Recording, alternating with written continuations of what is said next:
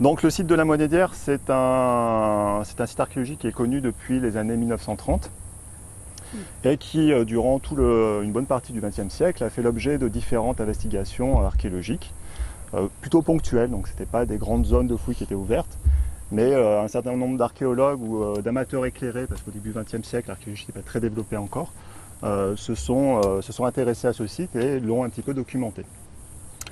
Et ce site est surtout connu pour son occupation gauloise, donc de l'âge du fer, puisqu'il y a environ 2500 ans, ce site était le siège d'un habitat gaulois.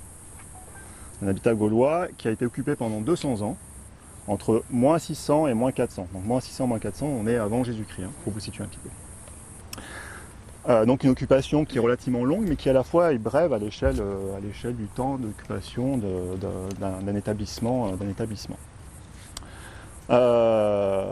En 2014, avec mon équipe, nous avons repris des fouilles sur ce site, dans un cadre un peu différent, puisque nous sommes intervenus dans ce qu'on appelle l'archéologie préventive, c'est-à-dire que nous sommes intervenus préalablement à des travaux de construction. Et en fait, nous sommes intervenus là où vous voyez maintenant le lotissement et les immeubles qui sont là.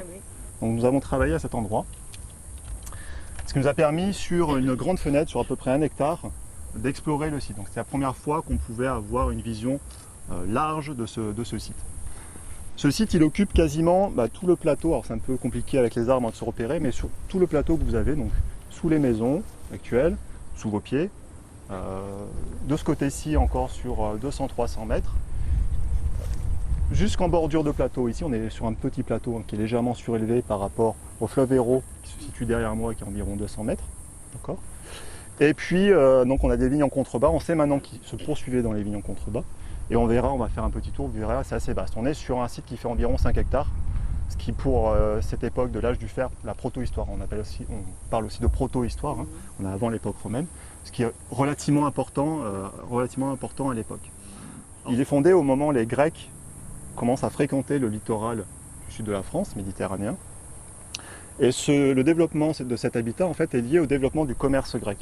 Très rapidement, la Monédière va tenir une place majeure en fait, dans les réseaux de distribution des produits grecs que les Grecs vont apporter avec eux et qui vont diffuser en fait, aux Gaulois.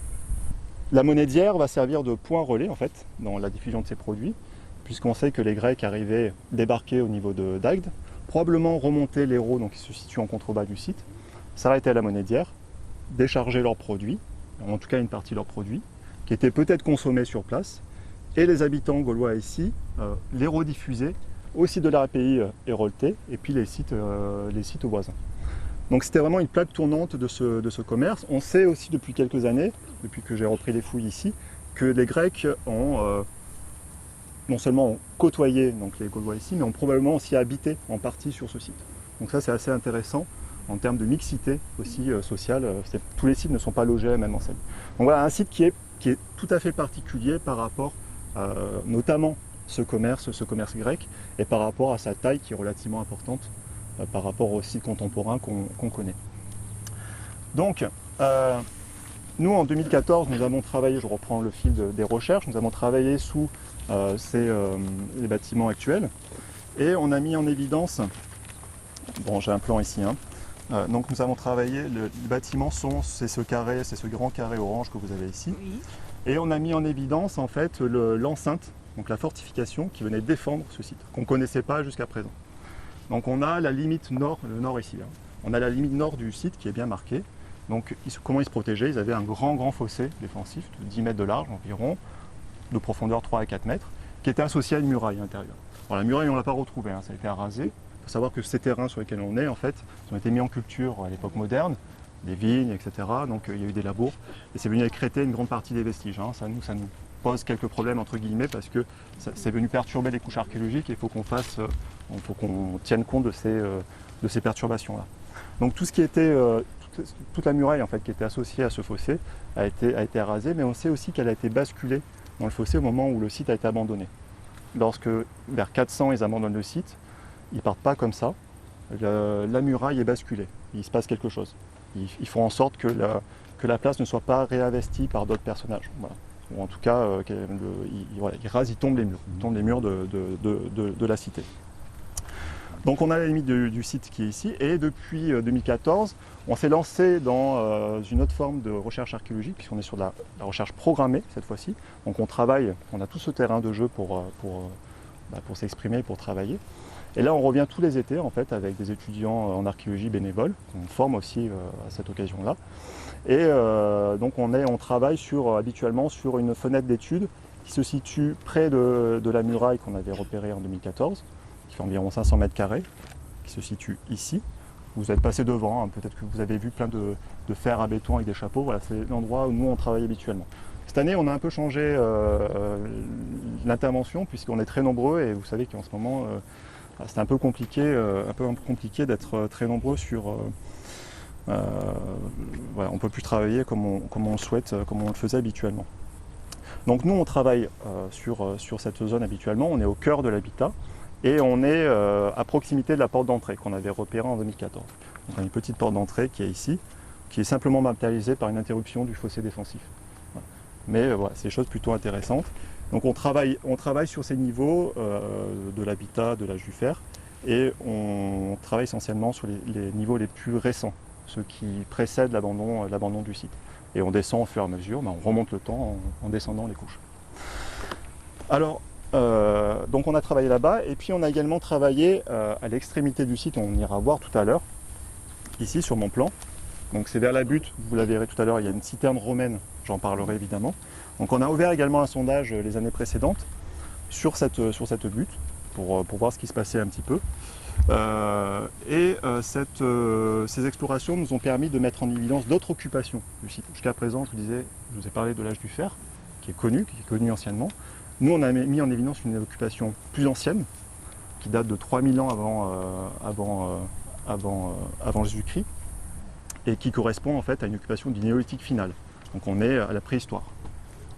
Et maintenant, on sait désormais, et je vous en parlerai tout à l'heure, on passera voir ça rapidement, on sait désormais qu'une partie du plateau d'Amonédière, pas la totalité, mais simplement une partie, était le siège d'un village à l'époque du néolithique, en tout cas de la fin de la préhistoire. Donc ça, c'est une donnée importante qu'on a mis en évidence l'année dernière et puis il y a 2 ans. On a également retrouvé des vestiges de l'époque romaine. Donc on se situe autour du changement d'ère, 1er siècle avant Jésus-Christ, 1er et 2e siècle après Jésus-Christ. Donc ça, c'est des choses qui étaient un peu connues, mais on a un certain nombre de vestiges qui sont plutôt bien conservés dans ce secteur, surtout là-bas. Pareil, on ira voir, je vous en parlerai plus en détail. Et puis, on a également mis en évidence une occupation encore plus récente, donc néolithique, âge du fer, époque romaine, et environ un millénaire plus tard, il y a une occupation médiévale qui occupe là aussi l'extrémité sud-est de la zone, au niveau de la butte, et on verra probablement qu'on avait une motte castrale à cette époque. Donc ça, c'est quelque chose qu'on a découvert aussi il y a 2 ans. Donc un site qui est très riche finalement, qui ne se résume pas uniquement à son habitat d'âge du fer. Même si nous, c'est nos problématiques de nos recherches, le cœur de nos recherches, c'est ça. Donc nous, cette année, on a un peu changé, je vous expliquais notre manière de procéder, puisqu'on a laissé en stand-by cette zone de l'habitat gaulois sur laquelle on travaille depuis plusieurs années, pour s'intéresser à cette parcelle sur laquelle vous voyez plein de trous, qu'on a fait la semaine dernière avec une pelle mécanique. Et alors pourquoi on est intervenu ici? Alors là, j'ai un plan, ça sera peut-être pas très parlant, hein. Je suis désolé, j'ai pas de support bien plus grand. Sur ce plan, donc, vous repérez l'enceinte que je vous ai montré qui est derrière, hein, il faut s'orienter comme ça. Hein. Et, bon, je vous le montre en miroir. Hein. Et là, vous voyez des choses un peu bizarres, colorées. Ça correspond en fait à des prospections géophysiques que nous avons effectuées sur toute cette parcelle, enfin sur quasiment tout le site. Donc c'est-à-dire qu'au radar, on est venu avec des méthodes électriques et magnétiques, essayer de sonder le sous-sol. Voilà. Pour avoir une image, un semblant d'image des vestiges potentiels sur le sol. Alors ça donne ce type de cartes qui sont assez absconses à interpréter. Il y a un certain nombre de difficultés puisque le matériau principal de construction à ces époques anciennes, c'est la terre et la pierre. La pierre, c'est du basalte. Le basalte, ça génère des perturbations magnétiques qui sont très importantes. Donc quand on passe le radar dessus, s'il y a un mur, au lieu d'avoir quelque chose de rectiligne, on va avoir une grosse patate indistincte. Donc ça ne nous permet pas de repérer des bâtiments. Ça nous permet de repérer des concentrations de vestiges, mais c'est pas plus. Ça permet également de repérer des creusements importants. Et justement, lorsqu'on a fait ces prospections, on a repéré un certain nombre de traces noires, ici, par exemple, ici, Vous les voyez? Ah oui. Ici, Oui. trace noire là, une trace noire là, d'accord? Qu'on est allé, qu'on voulait vérifier, on s'est dit c'est probablement des fossés. Alors le premier qui est ici, c'est celui qu'on a ouvert il y a 2 ans et qui correspond au fossé médiéval, qui vient défendre la motte castrale. Je vous en reparlerai, je vous montrerai ça tout à l'heure. Et cette année, donc nous on s'est concentré sur, ici on a un linéaire bien marqué. On s'est dit voilà, on va aller l'ouvrir parce que bon, ce site de l'âge du fer, on commence maintenant à bien le connaître depuis toutes ces années, mais on ne connaît pas ses limites exactes. On connaît ses limites au nord, mais on ne sait pas où il se ferme de ce côté-ci, on ne sait pas où il se ferme de là-bas, on ne sait pas où il se ferme au sud. Donc on s'est dit potentiellement, ce fossé, ça pourrait être la fermeture de la fortification de l'âge du fer. Donc on va aller voir, on va ouvrir et puis on va explorer ça. En ayant en tête que peut-être aussi, ça pouvait être le fossé qui protégeait l'habitat du néolithique final. Donc ce fossé, il s'oriente dans ce sens, il passe sous vos pieds, d'accord, et il file vers les vignes qui sont en contrebas. Donc là, on l'a coupé de manière perpendiculaire, pour vous situer un petit peu au niveau stratigraphique comment ça se passe. Et je pense que vous... Alors la lumière n'est pas terrible ce matin, mais je pense que vous le repérez. Ces niveaux orangés que vous voyez, ça c'est le sol naturel, c'est le substrat, d'accord? Donc c'est complètement géologique. Et en fait ici, vous voyez, c'est entamé, et là on a du marron clair, donc ça correspond vraiment au creusement du fossé qui vient jusqu'ici. Alors moi j'ai le nez dessus, je vois un peu moins bien, qui passe là et qui remonte ici. Vous le voyez? Voilà. Et donc tous ces pierres, ces blocs que vous avez au milieu, là on est dans le comblement du fossé. Alors on a un ouvrage qui est relativement important, qui n'est pas non plus énorme. Tout à l'heure je vous parlais du fossé d'âge du fer qui faisait 10 mètres de large et une profondeur assez conséquente. Là on est sur quelque chose de plus réduit. Alors je tue tout suspense, on n'est pas sur l'âge du fer. Voilà. Ici on est sur l'enceinte fossoyée en fait, qui venait défendre le site du néolithique. Donc ça c'est une donnée très importante puisque on a la fermeture de notre site de la fin de la préhistoire. Ce site, il n'occupe pas tout le plateau de la Monédière, mais il se limitait à cette pointe que vous avez là devant vous en fait. Alors c'est un site qui est relativement important puisqu'on est au moins sur 1 hectare. Sans doute un site important pour ces périodes-là. Alors moi c'est un peu moins mes périodes évidemment, je ne pourrais pas trop développer. Mais ce qui est intéressant, c'est qu'on a pu mettre en évidence le fait, à partir du mobilier céramique qu'on a recueilli dans le comblement de ce fossé, que ce fossé fonctionnait il y a environ 2800 ans, était abandonné, et que par la suite, il y avait encore une petite occupation qui durait, qui débordait cette période un peu de transition qu'on connaît assez mal, qu'on appelle le campanéiforme, enfin qu'on connaît assez mal, non, qu'on connaît relativement bien, campanéiforme, et le bronze ancien, le début de l'âge du bronze. Donc on sait que lorsque ce site est abandonné, en tout cas la fortification est abandonnée, il y a encore une occupation qui perdure. Donc sur plusieurs centaines d'années, sur environ 500 ans, on a une occupation encore assez importante ici sur le sud de la Monédière.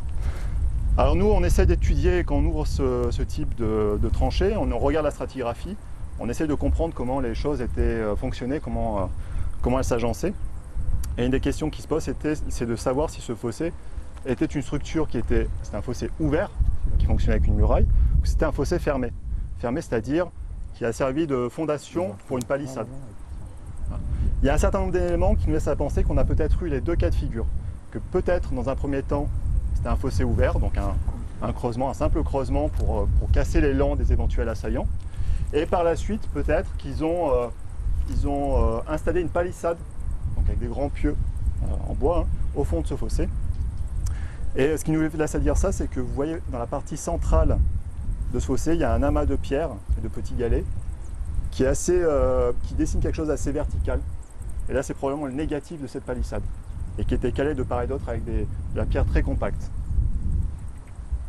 Donc ça, c'est évidemment aussi intéressant sur les manières de se défendre à ces époques assez reculées. Alors ce fossé, on l'a retrouvé, on a fait un sondage derrière, à une vingtaine de mètres, on l'a retrouvé. Et on a fait également un sondage en limite avec les vignes qui sont en contrebas, et on l'a retrouvé également. Donc on sait qu'il continue en fait au-delà de ce plateau de la Monédière, et qui se poursuit en fait dans les vignes qui sont en contrebas. Voilà, donc on a un site qui est relativement vaste.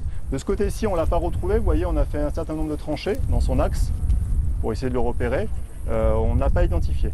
Alors peut-être qu'on est un peu trop haut, on ne sait pas trop, ou peut-être qu'il y a une fermeture qui se fait là au niveau du camion. Voilà, on a un peu du mal à situer.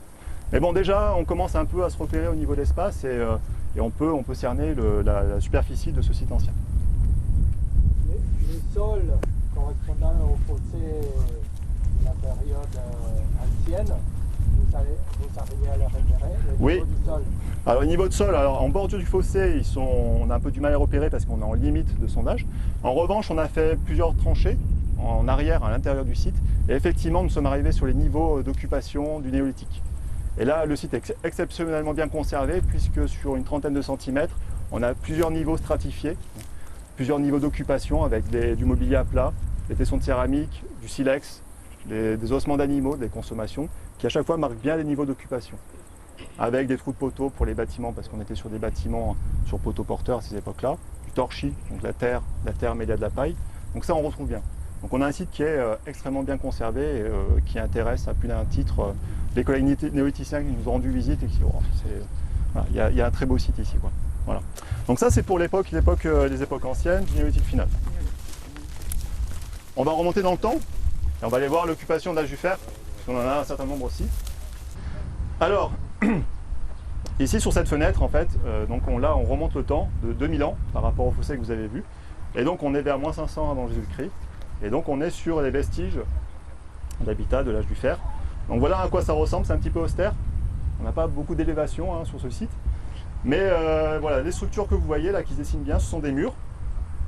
Donc à ces époques de l'âge du fer, on change un peu de méthode de construction, puisqu'on a des soubassements de murs qui sont généralement en pierre, donc on est avec ces pierres de basalte, avec des parements, et l'élévation qui est en terre. Alors ça peut être de la terre massive, ce qu'on appelle de la bauge, qui est plaquée en fait et qui est montée comme ça, ou alors de la brique crue, ce qu'on appelle de la daube, qui n'est pas cuite. La brique cuite, ça c'est une invention romaine, donc ça arrivera plus tard. À cette époque-là, on est sur les briques crues, qui sont séchées au soleil, etc., et qui sont montées sur les murs, voilà, sur une certaine élévation. Donc tout ça, nous, ça a disparu. En général, quand on a un peu de chance, on retrouve la première assise de briques ou de terre, les résidus.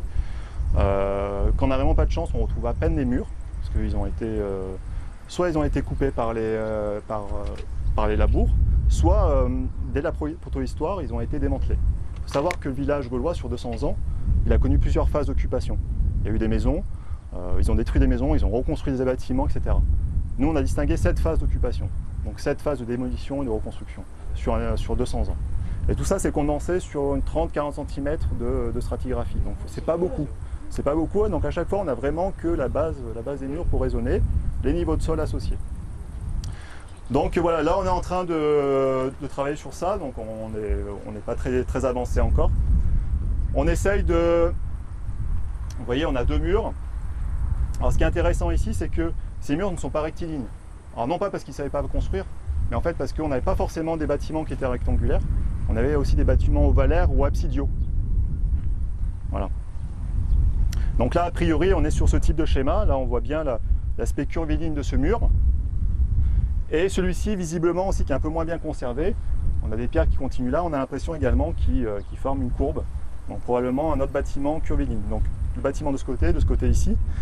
Là, on essaie de déterminer s'ils ont été contemporains, si on fonctionnait en même temps, ou si on est sur 2 phases distinctes. Vous voyez, on a l'impression à les voir comme ça que c'est complètement c'est synchrone. C'est pas forcément une évidence. Donc là, on travaille sur les strates, les différentes couches de terre, les niveaux d'occupation associés, niveau d'abandon, on essaie de les identifier, et puis on les fouille au fur et à mesure. Voilà. Comme un millefeuille, on les enlève, et puis on voit les relations stratigraphiques entre les deux. On récupère du mobilier à chaque fois qui est associé à ces couches, qui nous permet à chaque fois de dater ces couches-là. Alors nous, pour ces époques-là, moins 600, moins 400, on a de la chance puisque on a beaucoup d'importations, je vous disais grecques, mais pas que grecques, on a des importations étrusques aussi. On a aussi du mobilier qui vient du monde ibérique, donc de la Catalogne. Des productions qui sont bien identifiées maintenant et qui sont souvent produites sur un laps de temps relativement court dans le temps. Donc on arrive à avoir une précision de datation assez fine, rien qu'avec ce mobilier céramique, de l'ordre de 20-25 ans. Donc c'est relativement intéressant pour nous. À l'époque romaine, des fois on n'arrive pas, on n'arrive pas sur 100 ans, on est sur des plages de 100 à 200 ans, on n'arrive pas à resserrer plus. Donc nous on arrive quand même à resserrer les choses assez finement grâce à ce mobilier céramique. On va se déplacer juste à côté. Donc voilà, là on est sur une autre tranchée, une grande tranchée d'évaluation qu'on a faite pour essayer de cerner justement ces différentes époques du site, pour éventuellement retrouver le retour du fossé néolithique qu'on n'a pas retrouvé. On a retrouvé d'autres vestiges plus récents, dont je ne parlerai pas spécialement. Ici, à l'extrémité de cette tranchée, on est sur ces vestiges que vous voyez devant vous, donc on est toujours sur la Juffer, et là on est sur les niveaux d'occupation. Ça vous donne une idée un peu de ce qu'on peut retrouver à l'intérieur de ces bâtiments dont vous avez vu les murs tout à l'heure. Et notamment cette structure qui est devant moi, qui correspond à un four domestique de l'époque, un foyer tout à fait. Donc là, cette partie-là qui est très lisse, qui est très dure, qui a une couleur un peu rouge, bon, avec le soleil on a l'impression que tout est rouge, mais qui est rubéfiée, ça correspond à ce qu'on appelle la sole, donc c'est la plaque sur laquelle étaient cuites les aliments. Donc là, en général, les foyers domestiques étaient construits de cette manière-là. Là, on n'est pas sur un foyer, on est sur un four. C'est un peu différent. Un foyer, c'est une structure qui est ouverte. Voilà. Un four, c'est une structure qui est fermée avec une cloche. Et là, ce qui nous permet de le dire, c'est que ici, vous voyez cette petite ligne qui correspond en fait au départ de la cloche. Voilà. Qui s'est effondrée en partie. Là, on a des restes ici qui probablement partie de la cloche qui s'est effondré au moment où le foyer a été abandonné. C'est pas noir, c'est bizarre. Alors c'est pas noir parce que en général c'est plutôt le rouge qui reste. Voilà. Après autour du foyer on peut retrouver des charbons, de la cendre, qui marquent justement ces activités de combustion. C'est drôle. Alors on en a par exemple ici vous avez un autre foyer, vous voyez cette tache blanche, enfin grisâtre avec du noir. Donc c'est du charbon, c'est de la cendre. Donc là il y a eu également un foyer qui n'a pas été construit, ils ont fait un feu à cet endroit-là, un petit trou et ils ont fait un feu. Ouais. Voilà, ça c'est le genre de niveau d'occupation, c'est pas très sexy, qu'on retrouve en général qui sont associés à ces structures. C'est des niveaux en terre, il n'y a pas de sol construit, marbré, etc. Ça n'existe pas. On est sur en général de la terre battue ou sur des niveaux de galets. Voilà, ils ont agencé des petits galets pour faire des niveaux un peu plus propres par endroit. Donc voilà, c'est le type de niveau d'occupation qu'on retrouve. Donc nous justement ici on essaye. On a repéré cette structure foyère et là on essaie d'arriver sur les niveaux d'occupation qui sont associés à ce sol. On est à l'intérieur ou à l'extérieur? Alors là on a du mal à le dire. On a du mal à le dire parce qu'on est vraiment sur une fenêtre qui est très petite et on ne sait pas ce qui se passe autour. A priori on aurait tendance à dire qu'on est plutôt à l'intérieur. Les foyers, non je ne parle pas des fours. Les foyers on sait que ça peut être à l'intérieur des maisons et aussi à l'extérieur des maisons, juste devant la maison dans la rue, ça peut se faire. En général les fours on est plutôt à l'intérieur des habitations. On sait que dans cette partie-là du site, l'occupation de la Juffer est plutôt bien conservée. Ce n'est pas le cas d'un certain nombre de tranchées, donc je ne vais pas vous faire le tour parce qu'elles n'ont pas donné grand-chose. Ils sont très arasés, les vestiges sont très arasés et on sait que soit on arrive directement sur l'occupation plus ancienne, néolithique, soit on n'a plus rien. Donc il y a des états de conservation qui sont très disparates en fait d'un secteur à l'autre de cette parcelle-là. Donc déjà nous, notre intervention, ça nous permet aussi de zoner un petit peu les secteurs qui potentiellement sont riches à en donner pour la Juffer, pour le néolithique, etc. Non, ce foyer va faire l'objet d'un certain nombre de prélèvements. Il y a plusieurs types d'analyses qu'on fait. On va prélever l'épaisseur du foyer pour voir comment il est construit. Il peut y avoir plusieurs niveaux de fonctionnement en fait, du foyer. Donc ça c'est intéressant, voir s'il a été utilisé dans le temps. On va faire des études de phytolithe, c'est-à-dire qu'on va voir un peu quels matériaux fins de type végétaux ont pu être mobilisés dans la construction de ce four et qu'est-ce qui a pu être brûlé à l'intérieur de ce four. Et puis on va faire un certain nombre de prélèvements autour pour voir au niveau des graines. Souvent on trouve beaucoup de graines carbonisées. Voilà. Au niveau des charbons aussi pour voir quel type de combustible ils ont utilisé. Voilà. On va essayer de préciser toutes ces choses-là. On a peut-être ces éléments qui sont plus en place, qui se sont effondrés. Voilà. Donc ça c'est pareil, on va le prélever et puis on regardera comment ça a été construit. Mais bon après c'est des types de structures qu'on connaît assez bien. À la Juffer, donc là elle est particulièrement bien conservée, donc c'est plutôt intéressant pour nous. Là on est un peu plus bas comme vous voyez, on est probablement sur des niveaux plus anciens peut-être du néolithique. Et tout au bout de la tranchée on est sur des traces de plantation probablement de l'époque romaine. Et là on n'a pas vu dans l'emprise de notre tranchée, on n'a pas vu de mur. Alors il faut savoir, tout à l'heure je vous disais que des fois ces murs ils ont été en partie démantelés déjà à l'époque ancienne. Donc on a rarement des maisons qui sont entièrement conservées sur ce site. En tout cas dans cette zone-là. La zone sur laquelle on travaille là, depuis 2017, qui est vers l'entrée, en revanche elle est plutôt bien conservée et là on a des bâtiments qui sont un peu plus dont on cerne mieux les limites architecturales. Alors ça confirme qu'il y a des habitats partout, ça confirme aussi surtout, que, c'est bien, on a trouvé notre fossé du néolithique, mais nous on cherchait surtout le fossé d'Ajufère, enfin surtout, on cherchait le fossé d'Ajufère, on ne l'a pas trouvé, il est nulle part ici. Donc ça c'est une donnée intéressante, ça veut dire que le site il ne se fermait pas ici, mais que ce fossé très certainement il allait en contrebas au niveau de la route, et que très probablement il allait au niveau de la vigne qui est derrière, donc il est beaucoup plus grand que ce qu'on pensait. Donc ça c'est une donnée qui est, par a silencio, par l'absence de données, nous fait dire qu'on a quelque chose de beaucoup plus grand. Donc ça c'est plutôt bien pour nous. On va se rapprocher de la citerne romaine. Vous pouvez rentrer, ouais. Il y a un grand trou aussi. Ouais, faites attention, il y a une marche assez haute. On est sur 11 mètres de long.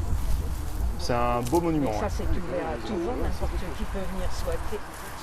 Ça fait des années que c'est comme ça n'a pas trop été, Oui, c'est vraiment. ça n'a pas été dégradé. Bon. Alors là, on est à l'époque romaine. Ça, c'est romain. Hein, donc là, c'est pareil. C'est plus récent que la Jufère. On est à ce changement d'air dont je vous parlais. On est vers le 1er siècle avant Jésus-Christ. Entre le 1er avant Jésus-Christ, moins 100, plus 100. C'est une citerne, c'est une réserve d'eau. Alors cette porte, elle est récente. Hein, elle a été aménagée au 19e siècle. Là, c'était fermé. Et il y avait une alimentation, évidemment, qui se faisait par le sommet. Alors la question qu'on se pose ici, c'est par quoi elle est alimentée en fait. Parce que l'Hérault, ok, l'Hérault est là, mais l'Hérault est en contrebas. C'est-à-dire qu'ici, quand il pleut des cordes. Alors ça peut parfaitement la remplir. peut-être que ça peut être un système d'adduction par eau de pluie. Il faut savoir que le Romain a s'installé sur la Jufère, donc on était plus haut. Et donc, si on était plus haut, et ça a été encore beaucoup plus bouleversé par les différents travaux agricoles qu'il y a eu au fil du temps. Donc le Romain est encore moins bien conservé que la Jufère. Donc peut-être qu'on avait d'autres vestiges hors sol, associés à citernes autour, qui ont été en grande partie démantelés. Donc voilà, c'est un peu compliqué de raisonner. Permettait un écoulement. Après, on peut avoir aussi un système de noria, c'est-à-dire des espèces de bras qui remontent l'eau en fait, jusqu'à la citerne. Il y a une noria. Voilà, on en parlait avec Henri, c'est des choses qui peuvent exister. Voilà, on ne sait pas trop. Donc ce qu'on sait, c'est qu'on est sur un édifice qui est... c'est rare hein, dans la région, c'est un cas unique hein, d'avoir une citerne en élévation entièrement conservée. On a la voûte conservée, donc c'est plutôt un beau bâtiment, quoi. Associé à cette citerne, on connaît des murs de bâtiments qu'on a étudiés il y a 2 ans de l'autre côté de la citerne, qui datent à peu près de la même époque. On a retrouvé le fond d'un bassin de l'époque romaine en mortier de tuileau. Donc c'est des tuiles concassées agglomérées avec du mortier qui permet d'étanchéiser le fond de la structure. Donc peut-être pas une deuxième citerne, mais en tout cas une deuxième structure hydraulique liée à cette structure-là. En contrebas, dans les vignes, il y a eu des prospections qui ont été faites lorsque les charrues sont passées. Là, il y a beaucoup de mobilier romain également qui a été remonté, et notamment des éléments de structure liés au thermalisme. Des tubulures, des systèmes d'hypocauste, de petites briques. Donc il y avait probablement un édifice thermal, enfin en tout cas voilà, un quartier thermal peut-être qui était associé aussi à cette citerne. On est sur une occupation rurale hein, à l'époque romaine. De ce qu'on a pu percevoir nous en sondant en différents endroits du site, c'était localisé, c'était plus localisé que l'occupation de la Jufère. Ça n'occupait pas tout le plateau, c'était plus ponctuel et plus diffus. Voilà, c'est ce qu'on peut en percevoir. Après on se trompe peut-être. Hein. On avait trouvé une petite nécropole associée, qui est contemporaine de cette époque. On a retrouvé dans le fossé de la Jufère, tout au nord du site. Donc ils avaient réouvert le fossé et ils ont inhumé 5-6 personnages, individus dans ce fossé-là. Donc c'est pas une grande nécropole non plus, hein, c'est quelque chose d'un peu plus à l'échelle d'une famille hein, peut-être. Une grande famille. Pardon ? On est pareil, moins 100, plus 100 à peu près. Voilà. Ouais. Donc notre site de l'âge du fer et puis même cette occupation romaine, elle déborde hein, du plateau. Le plateau il est juste là en contrebas, là vous voyez une petite rupture de pente. Mais tout ça c'est artificiel, maintenant on le sait. Ça a été créé au 19e ou 20e siècle pour tracer les parcelles en fait. Hein. Ils ont retaillé le bord du plateau. Et en fait, très probablement ce site se continuait au moins jusqu'à la route, peut-être au-delà. Pareil pour la Jufère, donc quelque chose de beaucoup plus vaste que ce qu'on imaginait. Et ça se poursuivait dans les vignes. On va aller voir ça. Donc là, ça vous permet d'avoir une vision un peu plus compréhensible de la topographie, de l'environnement du site. Nous voilà, jusqu'à présent, on avait l'impression que notre site, notre habitat gaulois se terminait à peu près là, au niveau des vignes en fait. Voilà, en fait non, tout ça c'est quelque chose d'artificiel et le site se poursuivait à l'intérieur. Voilà.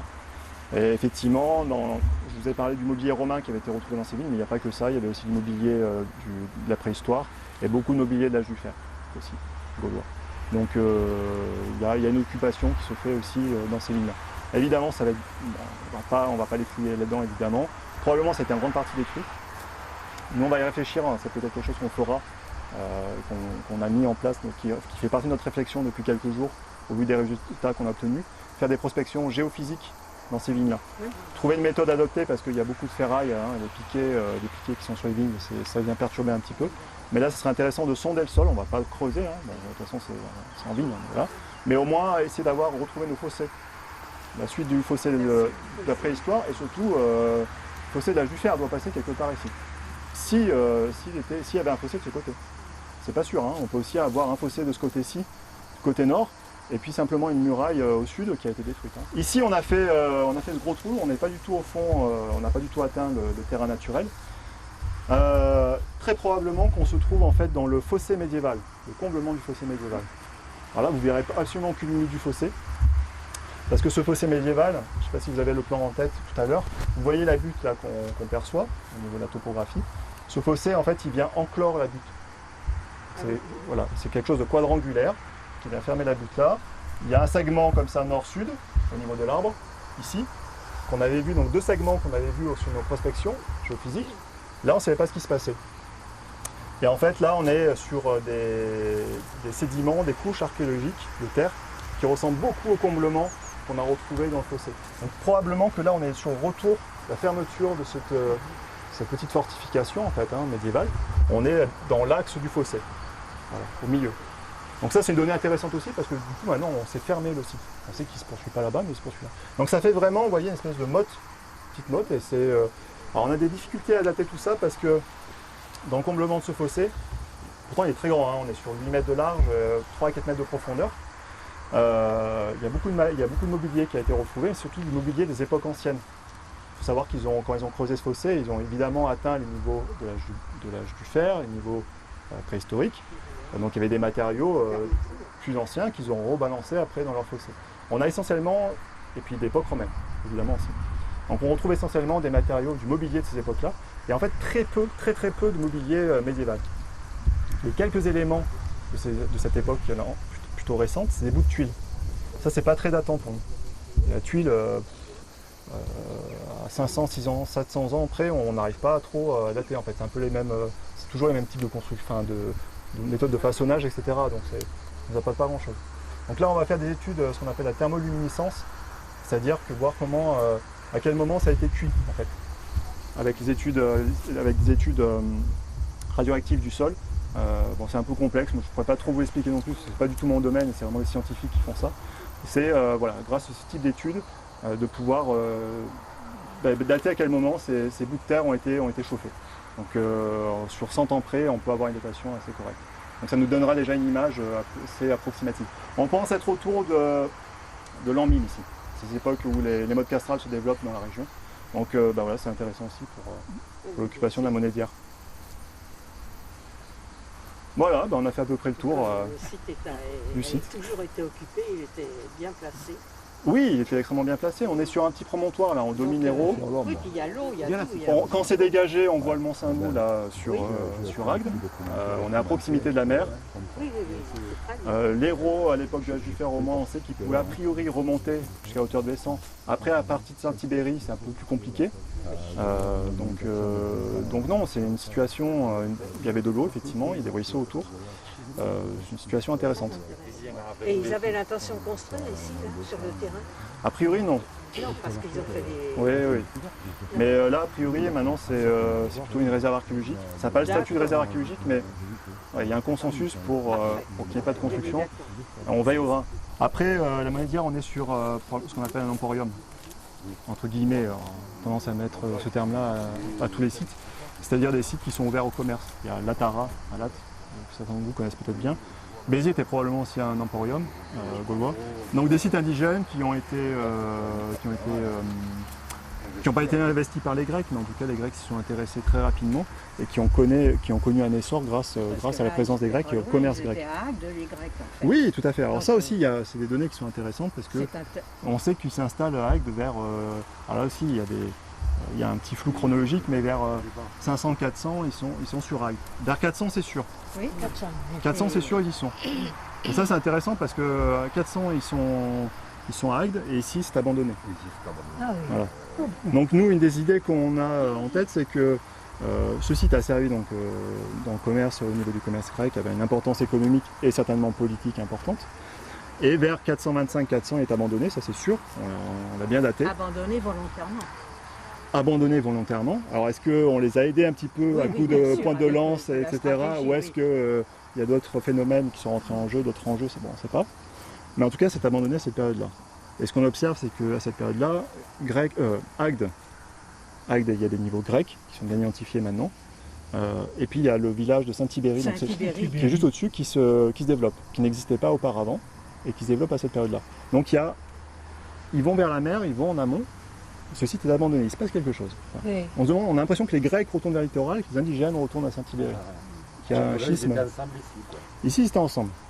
On a fouillé en 2014, sous les bâtiments, on a fouillé une énorme fosse, qu'on a interprétée comme une fosse rituelle, qui faisait, alors c'est quelque chose d'unique dans la région et même à l'échelle de la France, qui faisait 16 mètres de diamètre et 6 mètres de profondeur, donc c'est pas une petite fosse, voilà, c'est quelque chose d'énorme.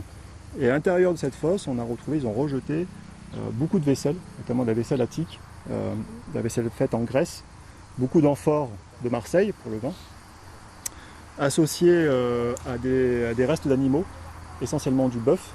Et ça c'est très étonnant parce que le bœuf, en fait on a très peu dans les niveaux d'occupation contemporains du site, on consommait plutôt des chèvres, des moutons, très peu de bœuf. Donc on a un faciès de consommation qui est différent. Et même la vaisselle dont je vous parlais, là, la vaisselle grecque, on n'a pas ce type de vaisselle en dehors de la fosse. Et c'est de la vaisselle qui est associée à la consommation du vin et aux prises de repas peut-être rituelles, le fameux symposium grec. Voilà. Donc on a vraiment, et ça intervient, on a pu le dater, ça intervient, le dernier épisode de comblement de cette fosse, il intervient en 400. Et nous, l'interprétation qu'on a en fait, c'est qu'il y a eu un énorme banquet, une cérémonie, en fait. Un banquet qui a été fait au moment de l'abandon du site, peut-être une cérémonie de clôture. Voilà, on marque le coup, on sacrifie des animaux, on les consomme, on boit du vin à foison. Il y a probablement des Grecs qui ont participé à ça parce qu'on a de la vaisselle qui est très caractéristique pour le coup, qu'on ne trouve pas dans les assemblages gaulois en général.